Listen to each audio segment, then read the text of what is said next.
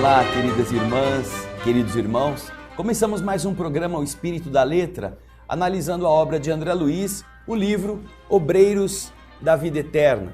Esta obra nos está ensinando muitas coisas a respeito do processo de desencarnação. Cada caso é um caso diferente, instrui cada um de nós a respeito de como devemos nos preparar para este evento.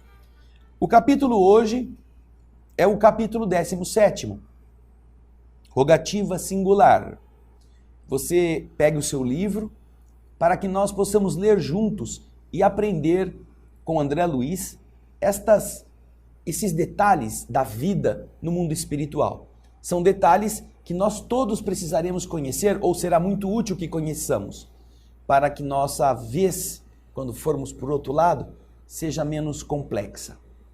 O capítulo, então, Rogativa Singular, começa com André Luiz nos explicando. Acompanhe no texto. Enquanto Dimas se restaurava gradativamente, Fábio recuperava forças de modo notavelmente rápido.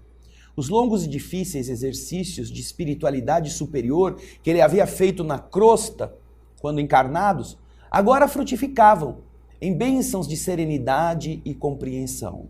Os dois repousavam na casa transitória, amparados pela simpatia geral da instituição que a irmã Zenóbia dirigia. Ao mesmo tempo, prosseguíamos em constante cuidado, junto aos demais amigos, principalmente ao pé de Cavalcante, cuja situação orgânica piorava sempre, aproximando-se do fim. Dimas, com o exemplo de Fábio, havia criado novo ânimo, reagia com mais calor perante as exigências da família terrena e ia consolidando aquela serenidade própria com eficiência necessária. O ex-tuberculoso, iluminado e feliz, notava que outros horizontes agora lhe abriam ao espírito sensível e bondoso, que é o caso do Fábio. Podia levantar-se à vontade, andar nas diversas sessões em que estavam subdivididos os trabalhos do Instituto, e era muito interessante, dava gosto vê-lo interessando-se nos estudos referentes aos planos elevados do universo sem fim. Experimentava tranquilidade. Não era um gênio das alturas, não havia completado suas necessidades de sabedoria e de amor, entretanto, era servo distinto, em posição invejável pelos débitos pagos e pela venturosa possibilidade de prosseguir a caminho de altos e gloriosos cumes do conhecimento.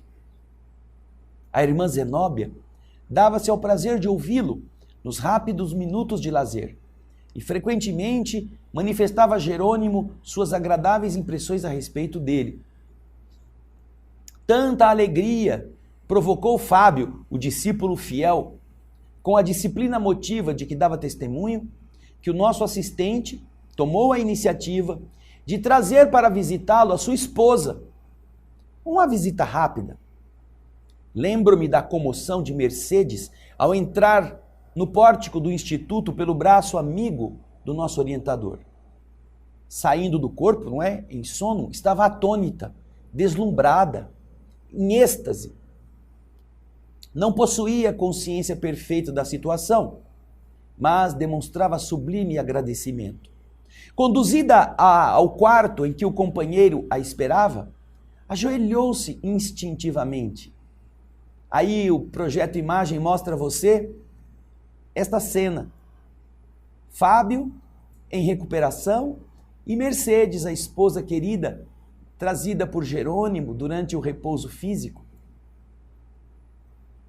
Nós nos sensibilizamos todos diante do gesto de espontânea humildade. Fábio, sorridente, disfarçando a forte emoção, dirigiu a ela a palavra exclamando: "Levante-se, Mercedes. Unamo-nos agora na felicidade imortal." A esposa, porém, inebriada de ventura, ficara quieta. Ela não conseguia falar. O amigo adiantou-se, ergueu-a e a abraçou com infinito carinho. Não se amedronte com a viuvez, minha querida, disse ele. Estaremos sempre juntos. Lembra-se do nosso último entendimento? Mercedes entreabriu os lábios e fez sinal afirmativo. Me dê notícia dos meninos, pediu o marido desencarnado, sorrindo. Nada disse ainda. Por quê? Fale, Mercedes, fale. Mostre-me sua alegria vitoriosa. A esposa olhou, então, com mais atenção, com os olhos meigos e brilhantes, e disse, chorando de alegria, Fábio, estou agradecendo a Jesus a graça que me concede. Como sou feliz voltando a vê-lo. E lágrimas grossas, abundantes, escorriam-lhe das faces. Em seguida, após curto intervalo, disse, nossos pequenos vão bem. Lembramo-nos de você incessantemente. Todas as noites nos reunimos em oração, implorando a Deus, o nosso Pai, conceda a você alegria e paz na vida diferente que foi chamado a experimentar. Outra pausa em que a nobre senhora tentou conter o pranto. E depois continuou dizendo, quero avisá-lo de que já estou trabalhando. O senhor Frederico, nosso velho amigo, me deu serviço. Carlindo vela pelo irmão, enquanto me ausento, e acredito que nada nos faltará em sentido material. Temos apenas, e a esposa então, dedicada, interrompeu-se nessas expressivas reticências, com medo talvez de ofendê-lo. O marido lhe disse, continue, Mercedes. Não se zangará, disse Mercedes, reanimando-se, se eu reclamar contra as saudades imensas? Em nossas refeições e preces, há um lugar vazio, que é o seu. Creia, porém, que faço o possível por não feri-lo. Mentalmente coloquei a presença de Jesus, o nosso mestre invisível, onde você sempre esteve. Desse modo, sua ausência em casa está cheia da confiança fervorosa nesse amigo. É certo que você me ensinou a encontrar. Reparei que o esposo, apesar da elevação que o caracterizava, desenvolveu visível esforço para não chorar. Fazendo-se otimista, disse, não apague a luz da esperança. Não me zango por saber que vocês estão com saudades, pois também eu sinto falta da sua presença, de sua ternura, da carícia de nossos filhos, mas ficaria contrariado se soubesse que a tristeza absorveu nosso ninho alegre. Tenha coragem e não desfaleça. Logo que for possível, voltarei ao meu lugar em espírito. Estarei com você no ganha-pão, eu a assistirei nos exercícios da prece e respirarei a atmosfera de seu carinho. Para isso, por enquanto, preciso escorar-me na sua fortaleza de vontade, de ânimo, e não dispenso o seu amoroso auxílio. Me sinto cercado de bons amigos que não nos esquecem e, quem sabe, estaremos lado a lado de novo em um amanhã não muito remoto. Avisaram-me de que a bondade divina me concedeu ingresso em uma colônia de trabalho santificador, a fim de prosseguir meus serviços de elevação. Poderei talvez tecer diferente e mais belo ninho para aguardar você. Ouço dizer, Mercedes, que o sol é muito mais lindo nessa paisagem de encantadora luz e que à noite as árvores floridas assemelham-se a formosos lampadários, porque as flores maravilhosas retêm o luar divino e brilham. Puxa vida, olha só, árvore de Natal cheia de luzinha da China, que a gente põe e queima 5 minutos depois e tem que pôr de novo.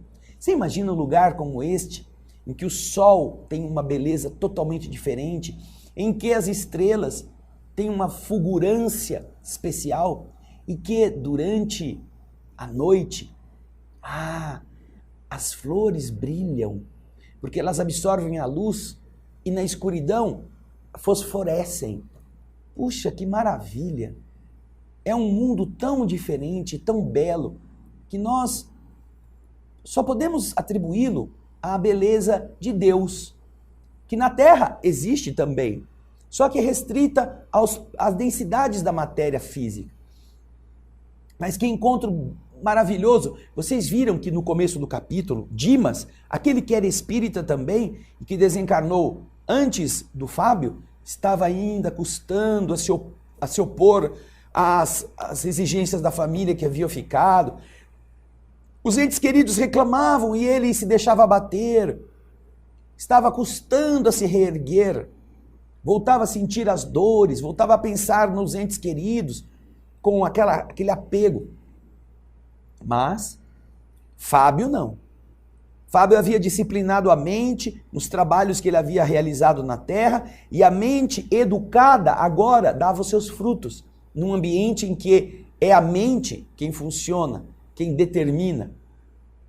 E então agora ele já levantava, ele já caminhava sozinho, ele já tinha total controle dele mesmo, ele sabia manter-se em harmonia, sem se deixar impregnar, além do fato de ele ter educado seus filhos e sua esposa, para que não fossem seus inimigos, desculpando-se por muito amá-lo, para que fossem aqueles que o ajudassem, através de uma vibração amorosa, desapegada, que o apoiassem com suas orações.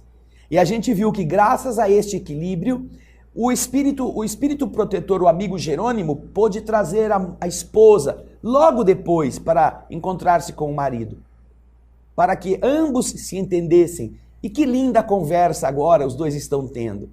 Ela conta o que aconteceu, conta como estão os filhos, e ele conta o que ele vai fazer, e que assim que ele estiver mais forte, ele vai voltar para continuar a ajudá-los, não como chefe da casa, o dono das coisas, como um amigo que vai velar por todas essas lutas. Lindo isso, não é mesmo? Então, nós vamos fazer um breve intervalo e na sequência vamos continuar a aprender com André Luiz neste capítulo 17º. Eu espero você.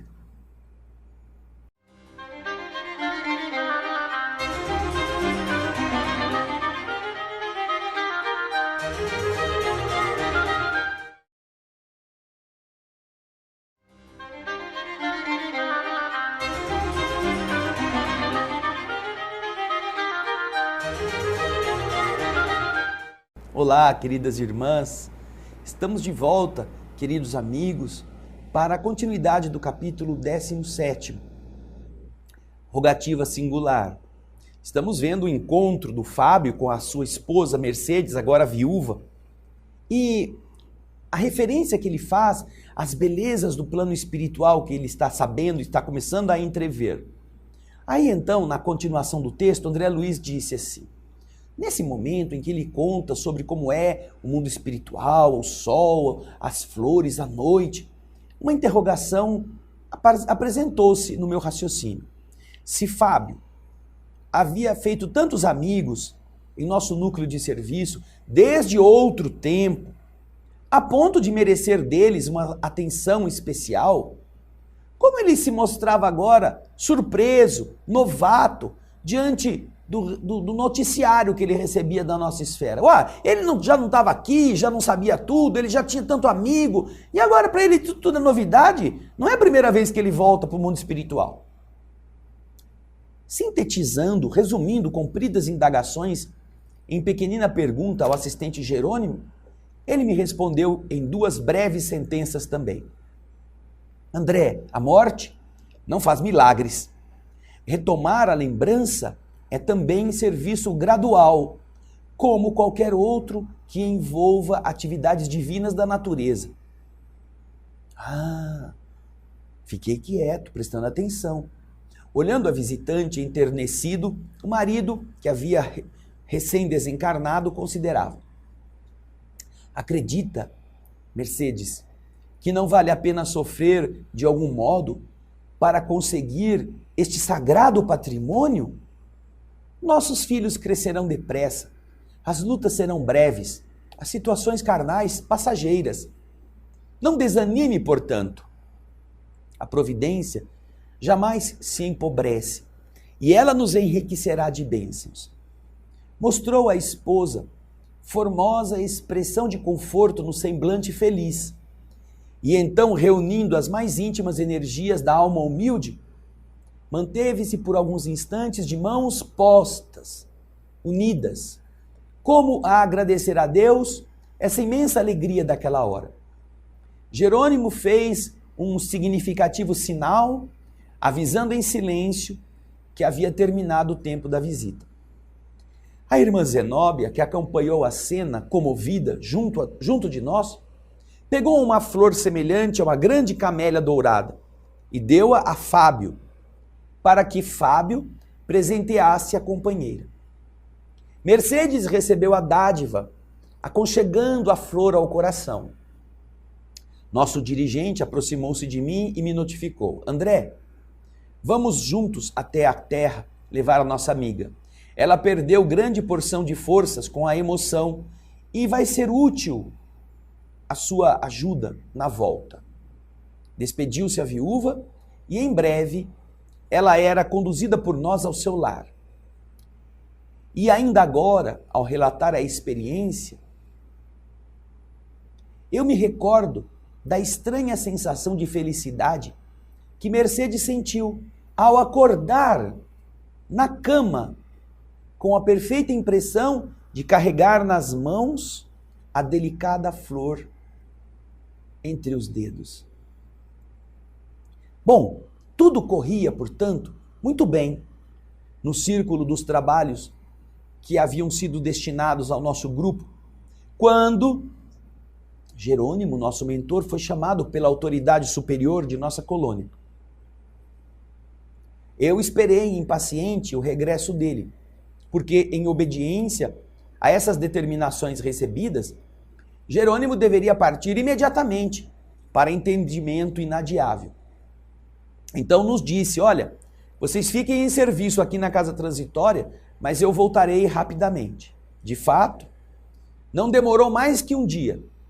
Ao regressar, certificou-nos da novidade. Aquela próxima a desencarnar, que eles iam fazer a desencarnação, agora ia chegar a vez da outra. A irmã Albina fora autorizada a permanecer na Terra por mais tempo. Motivo pelo qual a desencarnação dela fora adiada sem data para acontecer. Sine die, diz o texto. Uma certa rogativa, uma oração influíra decisivamente no assunto. Entrara em jogo poderosa exigência que nossa colônia examinara com a devida consideração. Em vista disso, renovara-se o programa da missão que nós trazíamos. Ao invés de auxílio para a libertação, a velha educadora receberia forças para permanecer na terra. Deveríamos ir até a sua casa, sem perda de tempo, propiciando-lhe ao organismo todos os possíveis recursos magnéticos ao nosso alcance. Quis perguntar alguma coisa, inteirar-me das particularidades. Todavia, Jerônimo costumava dizer com proveito tudo o que nós necessitávamos saber, e não me cabia constrangê-lo a qualquer informação antecipada. Mas eu pensava, ora, por que se modificar o caminho desta forma? Por que essa decisão de tratamento? Agora ao inverso, de tamanho relevo, importância? Quem possuía, afinal, tanto poder na oração para ter influência nas diretivas de nossa colônia espiritual? Quem tinha rezado para impedir que a Albina desencarnasse? Será que esse adiamento seria justo? Por que motivo determinada súplica impunha a renovação de roteiro que nós deveríamos estar seguindo? O assistente percebeu as indagações que estavam se chocando no meu cérebro e adiantou: não se torture, André. Tudo você saberá no momento oportuno. E então, explicando a programação rápida do serviço, acrescentou: vamos nós. Hipólito e Luciana ficarão aqui velando pelos convalescentes. Em caminho, porém, eu não resisti. Pedi permissão para ouvi-lo de maneira sumária, resumida, quanto à nova deliberação. E Jerônimo, muito gentil, concordou, esclarecendo. Ora, André, esse adiamento na desencarnação, essa medida, não deve provocar admiração. Ninguém, a não ser Deus, detém poderes absolutos. Todos nós, no desenvolvimento das tarefas que estão conferidas às nossas responsabilidades, experimentaremos limitações nos atributos ou no acréscimo de deveres, segundo a vontade dos que estão mais acima de nós. O futuro pode ser calculado em linhas gerais, mas não podemos pré-julgar quanto ao setor da interferência divina. O Pai efetua a organização universal com independência ilimitada no campo da sabedoria infalível. Nós ajudamos com relativa liberdade na obra do mundo, sujeitos à necessária e esclarecedora interdependência, em virtude da imperfeição da nossa individualidade. Deus sabe, enquanto nós nem sequer imaginamos saber. E com um gesto de bom humor prosseguiu. Portanto, André, não existe novidade propriamente falando. Aliás, é justo considerar que a desencarnação de Albina não é suscetível de ser adiada por muito tempo. O organismo que a serve está gasto e a nova resolução destina-se apenas a remediar difícil situação, de modo a trazer benefícios para muita gente. A oração, em qualquer ocasião, melhora, corrige, eleva e santifica. Mas, somente quando estabelece modificação de roteiro, como a de hoje, é que ela paira, ela flutua acima das circunstâncias comuns, impondo o interesse coletivo. Ainda assim, a medida prevalecerá por pequeno tempo, isto é, apenas enquanto perdurar a causa que está motivando esse adiamento. Eu me lembrei de uma experiência anterior, diz André, em que eu observara certo irmão recebendo alguns dias de acréscimo à existência no corpo para poder solucionar problemas particulares. E compreendi essa alteração à vida. De qualquer modo, porém, minha surpresa não era sem razão, porque nós constituímos uma comissão com um trabalho definido, com atividades traçadas por nossos superiores hierárquicos. No caso a que me referia, e ele está citando o livro Missionários da Luz, num caso anterior que ele havia presenciado, eu vira amigos de nossa esfera intercedendo junto de outros amigos em benefício de terceiro. Todavia aqui, na questão em exame, nós já viemos com uma determinação de desencarnar, mas tratava-se de um pedido da crosta, um pedido feito na Terra, atuando diretamente em nosso núcleo distante. Ele está se referindo à desencarnação quase premente de um senhor, no livro Missionários da Luz, que nós já comentamos aqui no nosso programa, em que a mãezinha corre para pedir ajuda de Alexandre e a equipe de outros trabalhadores que vão até a casa para tratar daquele senhor que não podia desencarnar naquele dia, apesar de ele estar em processo de desencarnação. Então a mãe precisava que o filho ficasse mais alguns meses no corpo para resolver certos problemas. E eles conseguem recolocar o corpo em harmonia. Agora aqui não. Aqui trata-se de uma senhora cuja desencarnação estava designada pelos espíritos superiores e que uma prece da Terra de alguém encarnado altera isto. Puxa vida, que diferente. Não é parecido como aquela lá em que os espíritos que correram para intervir em favor do encarnado. Não, aqui alguém está na Terra, rezou e isso foi mudado. Quem será o poderoso? Porque é o poder. A oração muda muita coisa, mas a esse tipo, só quando existe uma necessidade coletiva que justifique claro, todo mundo pede para o parente que a gente gosta não morrer. Mas quem foi o poderoso que fez esse pedido e conseguiu adiar? Porque o resto pede e os parentes, ó, catapimba, morre tudo. Não adianta nem rezar, quase, pensam eles, não é? Então, nós vamos ver nesse capítulo, no próximo bloco, como é que essa história vai ficar esclarecida. Eu aguardo você.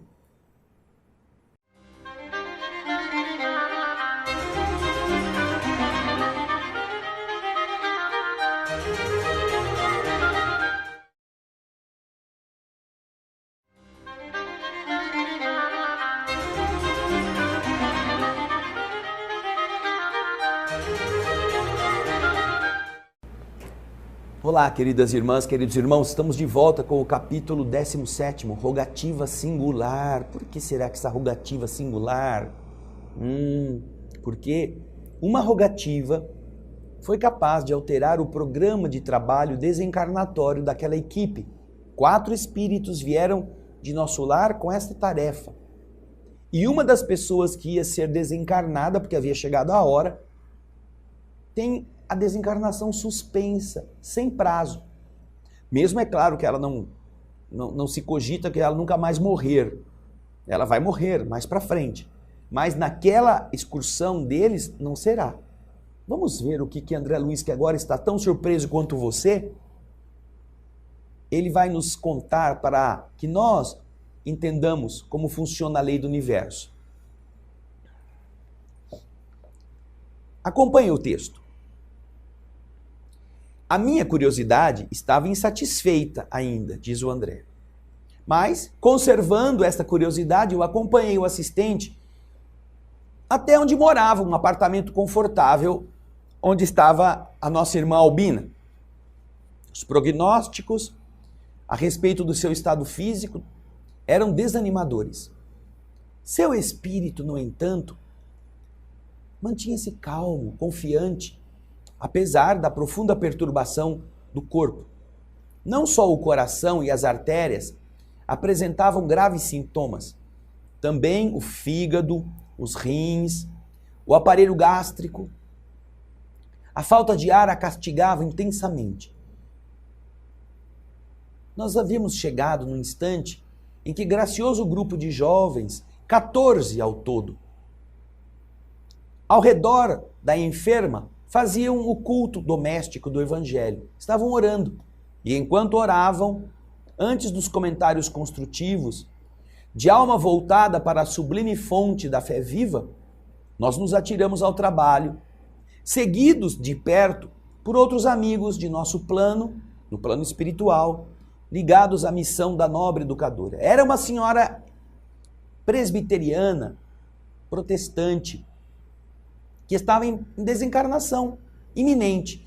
Fora visitada por 14 jovens da sua congregação para fazerem a oração juntos.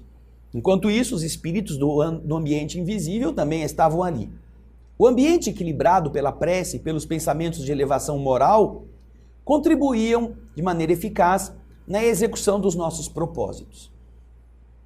A perigosa zona do corpo abatido era justamente aquela na qual estava situado o aneurisma, que provavelmente seria o portador da libertação. É uma estrutura mais frágil da artéria, que está sujeita a romper-se com facilidade. O tumor provocara a degeneração do músculo cardíaco e ameaçava a ruptura. Jerônimo, entretanto, revelou-se mais uma vez o médico experimentado e competente do nosso plano. Começou aplicando passes de restauração ao sistema de condução do estímulo, demorando-se mais tempo, atenciosamente, sobre os nervos do tônus. Em seguida, forneceu certa quantidade de forças ao pericárdio, aquela película que envolve o coração, bem como as estrias tendinosas, assegurando resistência do órgão. Logo após, meu orientador aplicou magnetismo longamente à zona em que se localizava o tumor bastante desenvolvido, isolando certos complexos celulares e disse: poderemos confiar em grande melhora, que vai persistir por alguns meses. Realmente, terminada a complexa operação magnética, observei que o coração doente funcionava com diferente equilíbrio. As válvulas cardíacas passaram a demonstrar regularidade. Passou a aflição. O que foi atribuído, e de verdade era, com razões poderosas, ao efeito da prece. Albina sentiu-se reconfortada, sentiu-se mais calma. Olhou comovida as discípulas que estavam ali presentes em uma afetuosa homenagem a ela. E então disse satisfeita: como me sinto melhor. Fortes motivos possuía o apóstolo Tiago, recomendando a prece aos enfermos. As alunas e as filhas riram-se de contentamento e se ergueram em seguida formosa oração de agradecimento que nos emocionou o coração. Contrariando a expectativa geral, a doente aceitou tomar o alimento, aquela sopinha gostosa que reconforta, que reergue. Em face, então, da alegria que estava empolgando todo mundo, subitamente perguntei ao assistente: ô Jerônimo, vem cá um pouquinho. Será que foi a reza das discípulas que motivou a alteração do destino da dona Albina? Quem sabe? Talvez a falta da professora venerável fosse o motivo. E o mentor, sorrindo, disse: não é bem isso, André. A intercessão das meninas realmente trouxe a ela uma cota natural de benefícios comuns. No entanto, é preciso notar que Albina já cumpriu tarefa junto a elas. Deu-lhes tudo o que pôde, devotou-se a elas quanto devia. Em virtude da abnegação da enferma, as aprendizes trazem o cérebro cheio de boas sementes. Compete agora às interessadas organizar condições favoráveis ao desenvolvimento intensivo dos tesouros espirituais de que são portadoras. E aí então, não eram elas. Aí eu, diz André, curioso, arrisquei outro palpite. Ora, nós estaríamos então diante do resultado de uma prece das próprias filhas? Aquela requisição: não deixe minha mãezinha morrer. Jerônimo olhou para as duas senhoras que estavam ali ajudando a doente com desvelada ternura, abanou a cabeça com um gesto negativo e respondeu: também não, André. Não se trata de resposta a essa rogativa. No desempenho dos sagrados deveres de mãe, a Albina fez tudo pelo bem-estar das filhas. Desvelou-se em tudo o que lhe era possível. Por elas, perdeu compridas noites de vigília e encheu laboriosos dias de preocupação absorvente e redentora. Educou-as carinhosamente, encaminhou-as na estrada da santificação e, sobretudo, ao prepará-las para a vida, entregou-as ao Pai eterno sem egoísmo destruidor. O trabalho materno foi completamente satisfeito. Daqui para frente, é importante as filhas seguirem o seu exemplo, imitando a sua conduta cristã. Os bons pensamentos de Lloyd e de Eunice, as filhas, a envolvem toda em repousante atmosfera de amor. Entretanto, não foram as preces das filhas, em uma circunstância como essa, que modificaram o roteiro das autoridades superiores no cumprimento das leis divinas. As súplicas de ambas partem de esferas de serviço já atendidas pela missionária, que está em processo de liberação, e de modo algum as filhas poderiam retê-la. Nesse instante, sentindo-se a enferma, confortada por essa melhora, dirigiu-se à filha mais velha perguntando: Lloyd, você acredita na possibilidade de trazer o Joãozinho até aqui? A interrogação enternecida Seguiu-se de plena aprovação da filha e o telefone tilintou chamando alguém.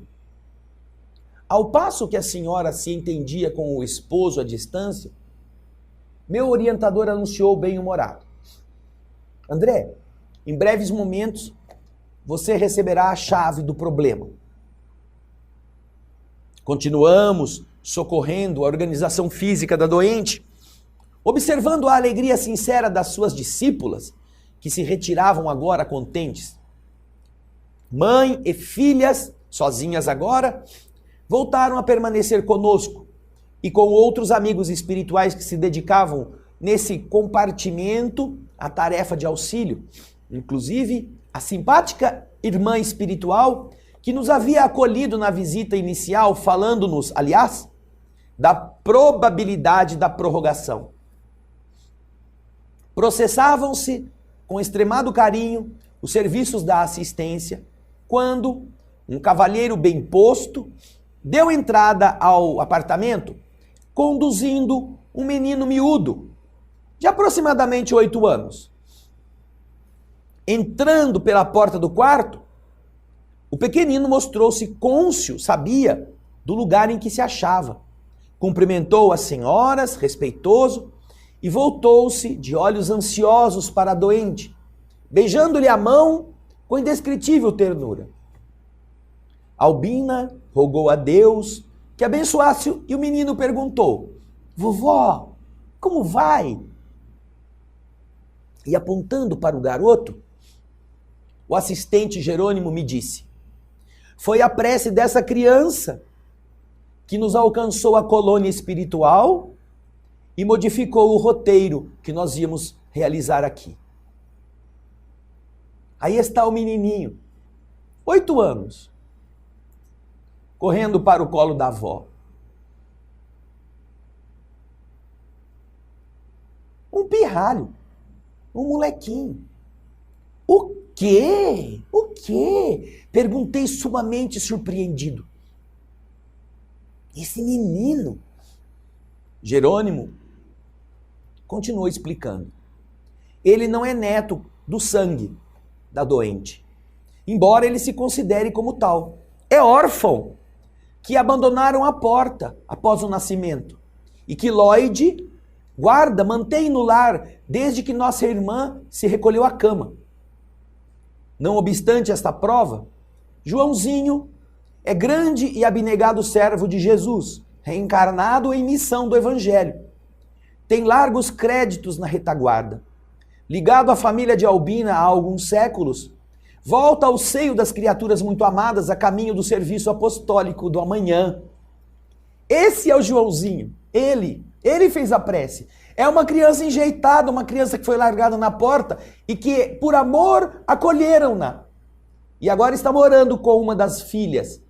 Não é neto de verdade, mas está ligado a todos eles por laços do passado. E é ele que vai ser o fio condutor deste entendimento final da história, que vai acontecer no próximo bloco. Lindo, não é? Vamos ver. Vamos ver o que André Luiz nos conta na parte final do nosso programa. Eu aguardo você.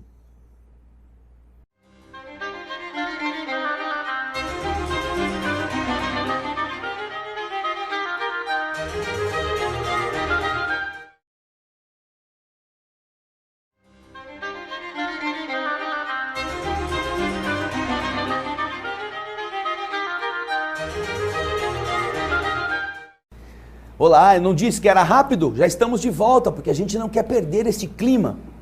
Agora chegou o Joãozinho, menino de 8 anos. Nem isso. Filho adotivo, criança enjeitada, jogada na porta, que foi recolhida para a felicidade daquelas pessoas, porque era um espírito muito elevado, que tinha missões especiais para realizar na terra. E que era quem tinha rezado.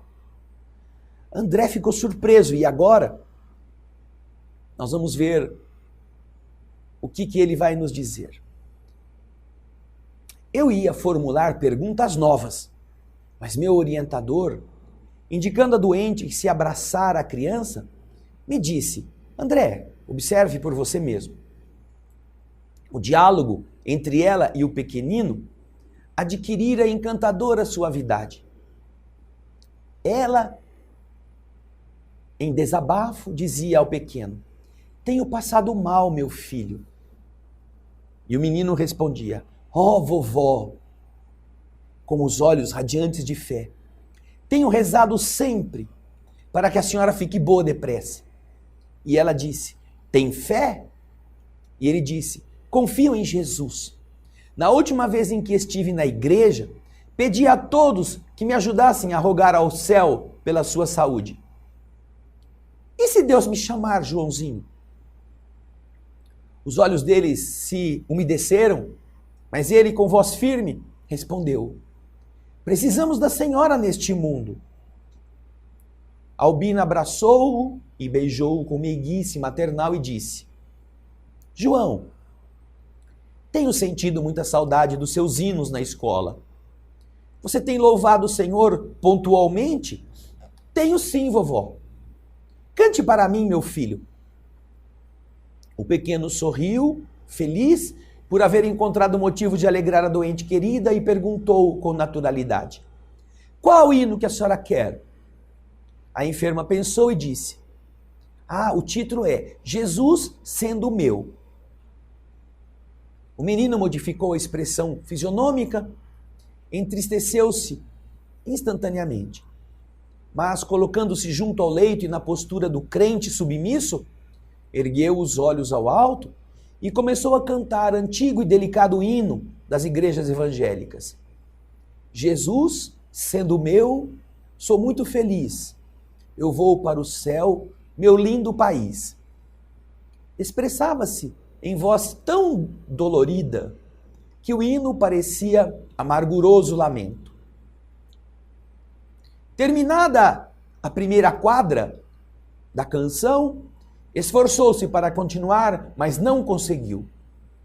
Profunda emoção sufocou a garganta, as lágrimas saltaram-lhe espontâneas. Tentou olhar para Lloyd para ganhar coragem e, reparando que a sua comoção também contagiara a família, correu de volta para os braços da doente e gritou com força: não, vovó, não! A senhora não pode ir agora para o céu, não pode! Deus não deixará! Albina recolheu carinhosa, feliz, e disse: que é isto, João? Perguntou, procurando sorrir. Observando a mim mesmo, e só então eu percebi que eu também chorava. Jerônimo, porém, estava firme e rindo-se. Bondoso, reafirmou: o menino tem razão. Albina não irá mesmo desta vez. E, atendendo à minha curiosidade, acrescentou as explicações que faltavam e disse: olhando para Lloyd, André, o que você pode me dizer? E então, procurando aprofundar observações que eu já havia realizado, respondi sem hesitar: eu reparo que ela está grávida. Uma filhinha que nós já entrevimos. Desde o primeiro encontro verifiquei que ela está em período ativo de maternidade, em véspera de dar à luz. Isto mesmo, confirmou o mentor amigo. A prece de João é importante porque se reveste de profunda significação para o futuro. A menina, em processo reencarnacionista, é a sua abençoada companheira de muitos séculos. Os dois possuem admirável passado de serviço ao planeta Terra e escolheram nova tarefa com plena consciência do dever a cumprir. Foram ligados, associados de Albina em várias missões e muito cedo vão ser-lhe continuadores na obra de educação evangélica. Não são espíritos purificados, redimidos, mas trabalhadores valiosos, com suficiente crédito moral para a obtenção de oportunidades mais elevadas. Apesar da condição infantil, o servo reencarnado, o garoto, pelas ricas percepções de que ele se reveste fora da esfera física, recebeu conhecimento da morte próxima da nossa venerável irmã. De imediato compreendeu que a morte da mãe ou da avózinha repercutiria de maneira angustiosa no organismo da filha Lloyd, o que poderia prejudicar talvez o trabalho da gestação em andamento. A carga de dor moral poderia conduzi-la de verdade ao aborto, imprimindo profundas transformações no rumo do serviço de que João é o feliz portador. Socorreu-se então de todos os valores intercessórios, nos instantes em que sua alma lúcida pode operar fora do corpo físico, que triunfou com as súplicas insistentes, obtendo reduzida dilatação de prazo para a desencarnação de Albina. Sempre assim comedido nas informações, Jerônimo calou-se, preparando-se para sair. A singular ocorrência me enchia de encantamento e surpresa, e contemplando, sob forte enlevo, a pequena família em santificado júbilo doméstico, eu chegava à conclusão de que ainda ali, numa câmara, num quarto de moléstia grave, a oração, filha do trabalho com amor, vencia o vigoroso poder da morte. Lindo, não? Lindo. Que coisa preciosa. Sermos instruídos a respeito não só da oração do egoísmo, que não quer perder as pessoas, da oração que não quer sentir tristeza pelo afastamento temporário, mas da oração que tem uma finalidade. Joãozinho vinha para realizar uma missão. A mãe adotiva, Lloyd, que estava cuidando dele, estava grávida. E quem viria nascer? A companheira de Joãozinho, aquela irmã com quem ele havia programado a realização da missão educativa na substituição de Albina, depois que ela partisse. Mas ele tinha medo, como espírito. Quando está fora do corpo, a criança não tem 8 anos. Ela tem 8 anos no corpo. O espírito tem outra idade. Ele então é informado de que se aproxima a morte física da sua avó e que essa morte pode produzir malefícios na gestação, o que vem a produzir o risco de ser abortado o corpo daquela que será a sua futura companheira de tarefas. Ele então mobiliza todas as suas forças, pede para todos os que orem que possam ajudá-lo a impedir que o choque da desencarnação e a tristeza por ela gerada repercutam negativamente. Quando volta ao corpo e adota de novo a personalidade de garoto de 8 anos, luta também. Fala com o seu modo de ser, com o seu vocabulário de criança. Não, vovó, você não pode ir, você tem muita coisa para fazer.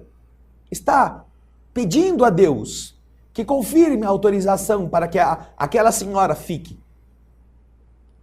E tão séria é, em função dos efeitos coletivos que uma desencarnação naquele momento pode produzir, que os espíritos superiores analisam a sua rogativa, não de menino, mas de espírito. E então levam em consideração os riscos. E para evitar que a sua tarefa, juntamente daquela menina que ia nascer, ficasse comprometida, veja só que coisa generosa do universo. Adia-se. Vamos manter a vozinha por mais alguns meses, para que ela possa ver a neta, para que eles fiquem felizes. E agora, quando todos estiverem felizes com uma nova vida, então a vida velha vai embora, sai de cena pela porta dos fundos, enquanto a festa continua. Ah, queridas irmãs, como é lindo entender o funcionamento dessas leis, que são generosidade sempre. Mas também como é importante reconhecermos que não adianta rezar só para impedir que as pessoas partam, porque as filhas tinham feito isso, as alunas tinham feito isso. Mas para com as filhas e com as alunas, a dona Albina já tinha dado tudo o que ela podia. Agora, cada uma teria que recolher aquelas sementes preciosas e desenvolvê-las. Dona Albina não tinha mais nenhum débito, ou não tinha nada mais a fazer com elas. Por isso, estas orações não seriam capazes de impedir a desencarnação de Albina. Mas Joãozinho apresenta ao mundo espiritual uma causa justa para evitar um problema no processo que fora programado para o futuro. As autoridades superiores autorizam. E deve estar assim de casos semelhantes. Devem estar muitos outros casos sendo autorizados a ficar mais alguns meses. Não é que a Dona Albina nunca mais fosse morrer. Iria morrer. Mas aos espíritos amigos, para fazer o bem, não lhes custa conceder alguns meses a mais para harmonizar o que precisará ser harmonizado. Mas não é a frustração de um parente que vai ficar sozinho, não é para evitar a dor do viúvo, da viúva que se impede a morte, não. É para uma causa que tem interesse coletivo. Aprendamos a responsabilidade da vida, aprendamos que as boas obras, elas são o nosso atestado de compreensão do plano de Deus para o nosso caminho. Capítulo lindo, vale a pena você voltar a lê-lo, para compreender que todos nós estaremos sob a proteção celeste, seja para desencarnarmos no dia marcado ou para termos adiado este dia por algum tempo, a fim de sermos úteis. Pense nisso. Obrigado pela sua audiência, obrigado pelo seu carinho. Na semana que vem vamos para o capítulo seguinte, o capítulo 18. Eu espero você no próximo, o Espírito da Letra. Muita paz.